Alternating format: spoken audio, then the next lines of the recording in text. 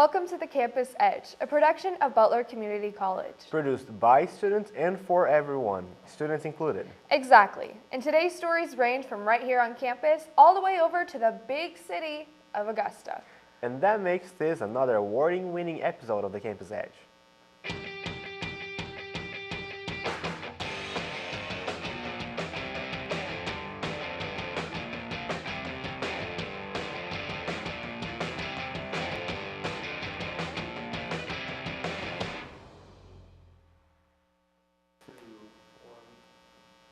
To start off the show, we're going to be sticking pretty close to home. By pretty close, we mean we didn't even leave the building. To leave the door open, we should take a look at Austin Ashcraft's story first. Austin Ashcraft got the inside scoop on Butler Radio's Open Door Policy Talk Show with KylePhillips and Zachary Schwarzenberger. So not many people know this, but Butler actually has its own radio station. That's 88.1 The Grizz, KBTL, El Dorado, Kansas, and also online at butler.listen2myradio.com. Proud members of the Butler Student Media Sports Network. And a lot of people play great music on that radio station, but there's also plenty of talk shows that go on the radio station as well. So I talked to some of the people who do open door policy and talked to them about what their show is and what it's like. My name is KylePhillips. I am a co-host on Open Door Policy every Wednesday from 2 to 3. Just talk about some random happenings in politics and entertainment, kind of make fun of it a little bit on the way. It's real fun, and we try to at least make some of it interesting. Bro, that's freaking epic, dude. Hey Elijah, Yeah. when's your show? Kyle, don't attack me. So on Open Door Policy, we like to talk a lot about politics, at least for the first section of the show. It's good to just get a nice understanding of what's happening in the world, what the big boys are doing, you know. The second thing we like to talk about is moving to community. The community section is really big.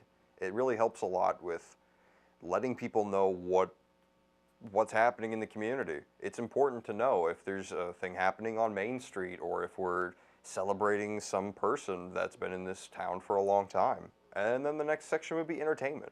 We don't typically talk about like what the Kardashians did or anything. We don't really like dive into that. We like to talk more about what's happening in the world that we're interested in. There's a lot of movies, lots of music. We talk about games a pretty decent amount. I mean, we like to play games, and really anything else that would affect people. Our show is different from other talk shows in that it's the only political and entertainment talk show. So the other ones are just sports, so they'll talk about whatever's going on in sports, of course. But yeah, that's really the only difference is we talk about politics and entertainment and just have really fun times. Well, there's one thing that's just got me stumped here. Kyle, what's the next topic? So we bring a lot of guests to the show. It's no secret that Open Door Policy, our third seat is usually open for a guest of any kind. It used to be the permanent guest, which was an old student in the class. But now it's a mixture between people who want to be on the show as well as people that are in the class. Usually we'll have Naomi on as well as Austin, which are two other DJs that have their own separate shows. And then we have another guest on usually, which is, we call him the president. We have this big thing, the whole shtick is that he's the president, Mr. President. But he's actually the president of SGA, the Student Government Association in the school. We have him on because he knows a little bit more than we do about what's going on in the school. He's really helpful to let us know when games are, what events are being planned, if there's anything fun happening in the school. So it's good to have him on. So anytime you want to air my State of the Union, just give me a quick text or email. And Absolutely. I'll have her thought up right quick. I guess for the radio station, it's just a lot of fun. We have a lot of DJs playing really whatever they want. Some of them are some quirky ones, like last year Naomi did a bunch of K-pop, and it was really fun. But we all try to have our own way, and with ours just Open Door Policy, we just wanted to make fun of some politics and talk about video games and stuff. So the radio station's a pretty fun place. We have one on El Dorado campus, KBTL, El Dorado, Kansas. It's an actual radio station. It's not like some colleges where they just stream stuff. We actually have a real station that we broadcast to, 88.1 The Grizz. You're talking to the guy who's editing something right now. Kyle, you're on a radio show. To get involved with the community, especially for our show, all you have to do is really, you could call into the station if you'd like. I can't remember the number off the top of my head. But you could also email us at kbtl@butlercc.edu and send us some of your community topics, title it Open Door Policy, and we'll talk about it and see what the community thinks about it. So Open Door Policy is on Wednesdays from 2 to 3. KBTL El Dorado, Kansas, 88.1 The Grizz. You can also listen online at butler.listentomyradio.com. Yeah, sporks. I think a fork, because we're not trying to scoop anything. We're just trying to poke. We're just trying to climb the wall. That was Open Door Policy. You can catch it Wednesdays from 2 to 3 on 88.1 The Grizz, KBTL, El Dorado, Kansas. And I've been Austin Ashcraft with Campus Edge. We should definitely listen to their show sometime. I agree. I was actually able to sit in on one of their shows, and I had a lot of fun. Our next story goes over a living legend here at Butler. We have a lot of legends around the campus, G. Which one are you referring to? Of course, referring to Steve Cless, our local TV guru. With all of his experience in the field, he brings a lot to our program here, including putting us on the air. Let's take a look at the man, the myth, the legend, Steve Cless. And now, the moment you've all been waiting for. It's one-on-one with Mr. Steve Cless. So in that 15 years, I have to say when I came here, it was very primitive. The equipment was not very good. I think the reputation of this part of the department was non-existent. I don't know if it was bad. Maybe it was bad. I don't know. But I don't know that we were a known quantity so much. I think they knew we were kind of over here, but they weren't very visible. So I've certainly increased visibility of us. I go to events all the time and offer our services to events all the time. So I get a lot of requests from people to come do things, which is great. And certainly from the equipment standpoint and the facility, we've done a lot. Everything in here, I can look around and everything in here is stuff that I've bought and know intimately. So that's been good. Yeah, so when I started there, it was kind of the end of the film era. So prior to that, and while my first year or so there, they were still shooting commercials with film and like on location, and news photographers who go out and shoot on film. So we had a film processor. So I kind of came from that. So I never shot film because by the time I came on, analog recording devices were just becoming popular. So they were big, the cameras were huge, and if you were a videographer, the equipment you used was heavy, so it was all guys. There were no female videographers because the equipment was so heavy that it just was too much. So I kind of started with that analog format, and then it moved into digital. So that was 15, some point 15 years ago. I'm just an adjunct instructor, so I don't have direct contact with all students all the time. So that's not part of a world that I can really control much. But I'd say from the television side of things that we become more utilized, I'd say on campus and in the community both, that we become perhaps more of the go-to originator for events or commercials or that sort of thing. And like, yeah, I would really like to see us be more visible and certainly more need for the services we can provide. We have more great stories from right here on campus in the Butler County area right after these important messages. Remember, we're just getting started here on the Campus Edge. It's that time. Time for caffeine. Time to remember why I'm up at this hour. Training and preparing for when things heat up. So when that alarm goes off, I'll be there to help. Everything I'm doing today is going to make all the difference for tomorrow. At Butler Community College, your tomorrow is closer than you think. Enroll now for classes. Butler Community College. Let's take tomorrow. This is the story of a boy who is very sensitive to lights and sounds. So he built secret hiding places where nothing could get in. The boy didn't like looking people in the eye. It made him feel uncomfortable.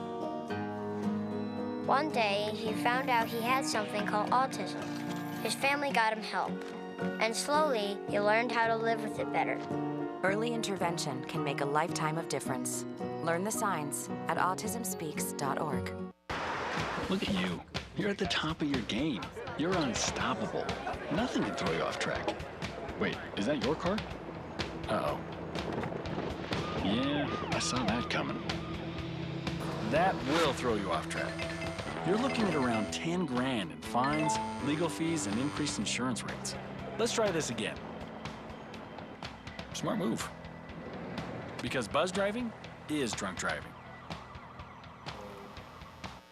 Our next couple of stories focus on aspects of life around campus. Which obviously means that we have to go over to the Student Center. It is such a vital part of the campus. I don't know how I could survive without it. Same here. The service desk alone has saved me more than a few times. Reporter Zachary Schwarzenberger gives us a tour of what goes on over at the Student Center. Every day, hundreds of students walk through this union building in El Dorado's main campus. So today, I'm going to be giving you a tour to show you some of the things that make this place so popular.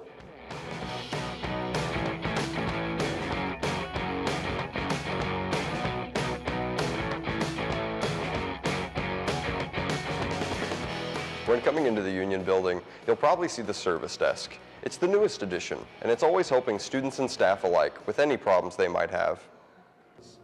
At the service desk, what I do is basically I help faculty members or students that need something help. For example, if they have their account locked out from the Butler system, or if a faculty member needs a laptop, or their laptop are not working correctly, or the computer not working correctly, the printer, basically anything in campus. When you walk in the front door, just to the left is Butler's very own bookstore. Not only can you get all the textbooks here, but you can also get school supplies as well as merchandise. We offer whatever materials are required for this class.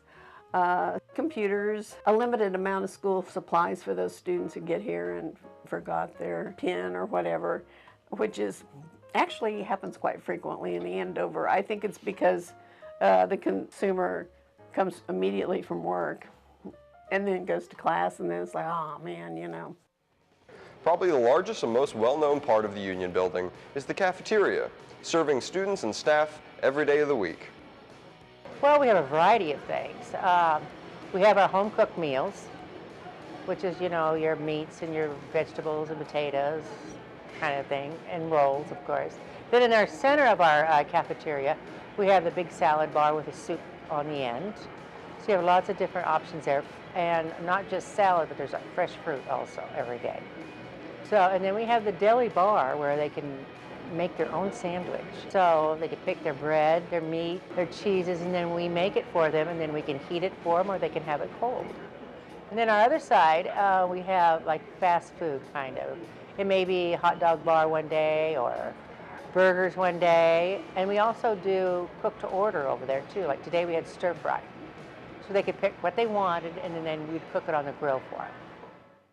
Also located in the Union building is SGA's headquarters, housing both our Student Government Association as well as the head of Student Services. They have several jobs here on campus, but one of them is to make sure that students are getting what they need out of Butler. Another is making sure that the Union building, one of the hubs for all students to come to, is a safe place for all students to be at any point. Whether you want to get some work done, hook up a console and have some fun on the TV, or just relax and hang out with friends. Butler's Union building is an important part of the school.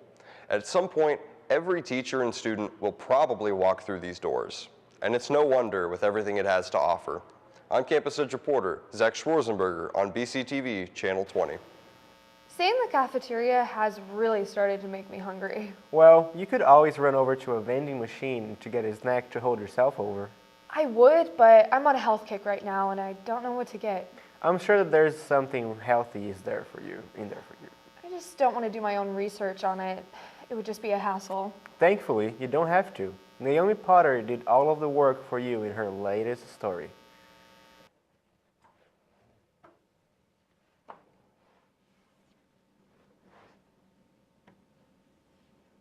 Hi, I'm Campus Edge reporter Naomi Potter, and as a college student, I tend to pass by vending machines every day. They are in almost every building on campus. And I always wondered, well, what's the healthiest thing that somebody could get in these vending machines full of candies and sugar and fats. I took the liberty to catalog literally every vending machine that I saw and what was inside of it. And then I went and looked up the nutritional value because I'm not a nutritionist. So basically I looked up the numbers so you don't have to. So basically I categorized this into 4 things, which was drink, chip thing, not chip thing, and candy. So really, most of the things that you can get at a drink vending machine are sodas. So surprise, surprise, the healthiest one was a diet one. This is Diet Pepsi. It has a lot of sodium, but everything else is pretty low. Drinking this will probably be better for you than other sodas. So Diet Pepsi, the most diet-like of diet things. But you can also get a different one, which is only 120 calories. You can get Lipton citrus green tea. And even though the numbers are a bit higher on this one than the Diet Pepsi, it also has 250% vitamin C.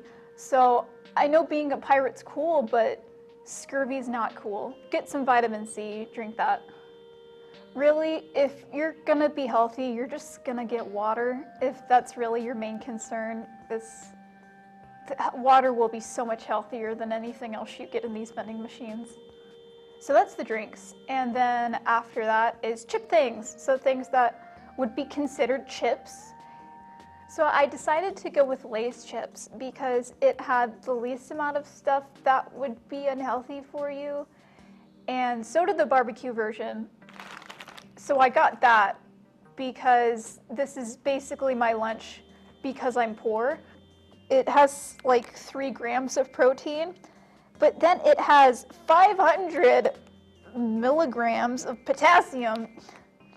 Really, the Lay's barbecue isn't that bad. It's really similar to original in terms of health value.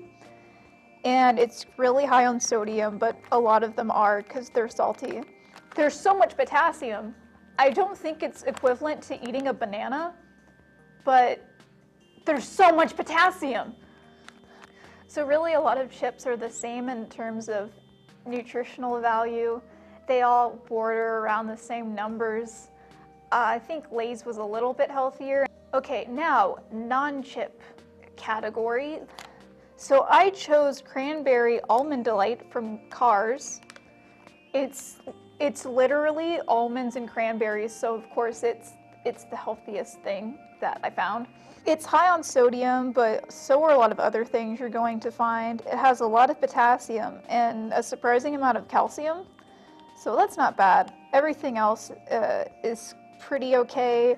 It's 430 calories, but I feel like these calories are better for you than whatever else you'd get in the machines, so. Last but not least, the thing that most people get at vending machines is candy. So M&Ms. It's got a surprising amount of protein. It's got calcium, iron, potassium, not in great quantities, but it's there, and that's more than I can say for other candy. But really, again, like the Lay's chips, there are candies that are pretty similar to M&Ms in this way. Those are the healthiest things that I found, besides obviously I didn't get water, but drink water, just hydrate. Pro tip, if you get any food at the vending machines here with money, try to use dollar bills because it will eat your change and you will cry. Well, until next time, I'm Naomi Potter and this is the Campus Edge. In our final story coming up, we explore a staple of the Augusta area. The tradition continues after the spot break. Okay, so we drowned the fire, stirred it, drowned it again, and now just feel if it's cold. Yeah. Cool.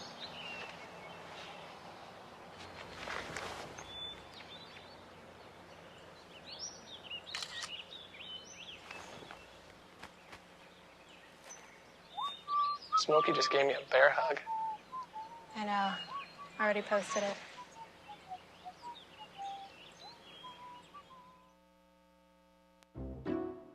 I'll never forget the day our landlord called and said, read your lease. No pets allowed. My owner tells him my dog ate the lease, but that didn't work. And now I'm stuck in a shelter. But this pit bull is ready for a new crib. I'm loving, loyal, and play well with others. So don't be intimidated by all my muscles, because the biggest one I have is my heart.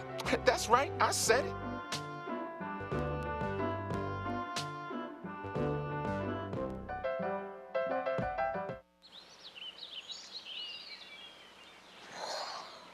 Oh, look, a redhead. Staring contest.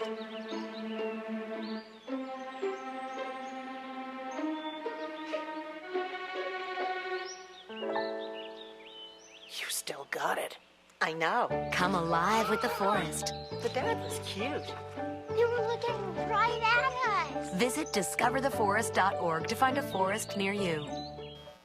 For our last story, we will be stepping away from El Dorado and moving on to Augusta. What do we have from over in Augusta? It's one of the most exciting places in town, the Augusta Senior Center. I don't think I follow you on that one. Can you explain? They do a lot for the elderly by hosting breakfasts and dinners every single month and provide a chance for them to get out of the house. Well, what are we waiting for? Roll the package. Hi, I'm Campus Edge reporter Spencer McClure, and today we're taking a trip to the Augusta Senior Center to talk to the wonderful people who work there. I'm Cindy Beard, and I am the director of the Senior Center. I've been the director for 4 years in January. We currently have the Biscuit and Gravy fundraiser, which is our biggest fundraiser of the month, and we get a lot of support as we are a nonprofit agency, and we depend 100% on our volunteers. I volunteer some, I am paid staff, but my Biscuit and Gravy Day is volunteer, and our evening meal is a volunteer.